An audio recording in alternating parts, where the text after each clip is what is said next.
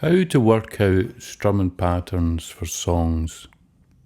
The first thing to establish when you're working out a strumming pattern for a song is the chords. So you'd normally get these obviously from your sheet music or from online. But then the strumming pattern a lot of the time is not really included in that. So what I'll show you is a basic technique of how to establish the rhythm for a song and how to put together a strumming pattern for that song. So the first thing you want to try obviously is to have your chords worked out. After you've done that, it's a case of finding where the chords land in the song. And what you have to do at this point is to establish the time signature and how many beats are in between each chord. In this case, I'm just going to use 4 chords to demonstrate. So basically the chords I'm going to use are C, A minor, F, and G. So once you've got your chords, you might be listening to the song. Now, what you have to do is you have to count the beats in between each chord change. So most songs are in 4/4 timing. That's 4 beats to the bar. And it's basically how everybody taps along to a song. So, the song be playing,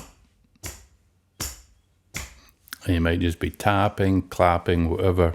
So normally when people are talking about music, they're trying to keep in time, they'll normally count in 4s, 4/4 beats per bar. In other words, 1, 2, 3, 4. That would equal a bar. That's your 4 beats, your 4/4 beats. 2 bars would be 1, 2, 3, 4. 1, 2, 3, 4. You've got your song, you've got your chords. Now what you want to do is count how many beats are in each chord before it changes on to the next chord. So if I know the first 2 chords in that song are C going to A minor, then what I'll do is I'll count with the tempo of the song how many beats are in between each chord. So normally it'll be 4 beats. Another time it might be 8 beats, but normally it's pretty much going to be 4 beats, but you check it anyway. So an example of that would be you hit the first chord, 2, 3, 4, 2, 3, 4. So you're counting along with the music. You're counting how many beats are in between that chord and the next chord. And that's what you've got to figure out. So again, I'll give you the example. First chord C, 1, 2, 3, 4. 1, 2, 3, 4. 1, 2, 3, 4. 1, 2, 3, 4. So let's say it could be 4, maybe it's 8, maybe that last G could be a full 2 bars. In that case, it would be 1, 2, 3, 4. 1, 2, 3, 4.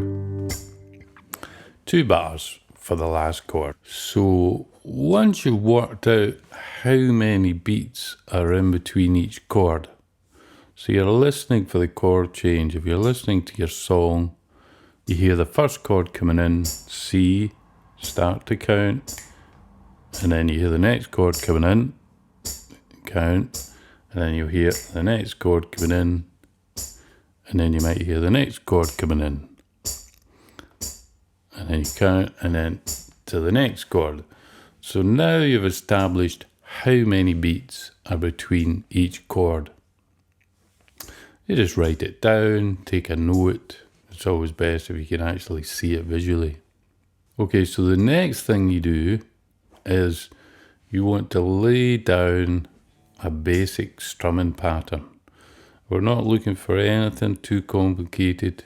We just want a rhythm that works. As your ability increases, you're able to diversify a little bit, put a little bit more into the strumming. But if you're just trying to work out a basic strumming pattern, what to play to this song, then this is a really good way to do it. So now what you do is you just put a simple down strum on top of each of your beats. Down, down, down, 4, down, down, down, 4, down, down, down, 4, down, down, down, 4. So that gives you your basic strum for that song.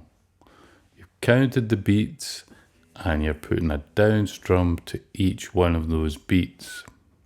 So that's a very simple pattern, but as you know, there's usually a bit more to a strumming pattern than just down, down. Sometimes it can be just down, down, depending on the rhythm of the song. And that's the next thing we look at.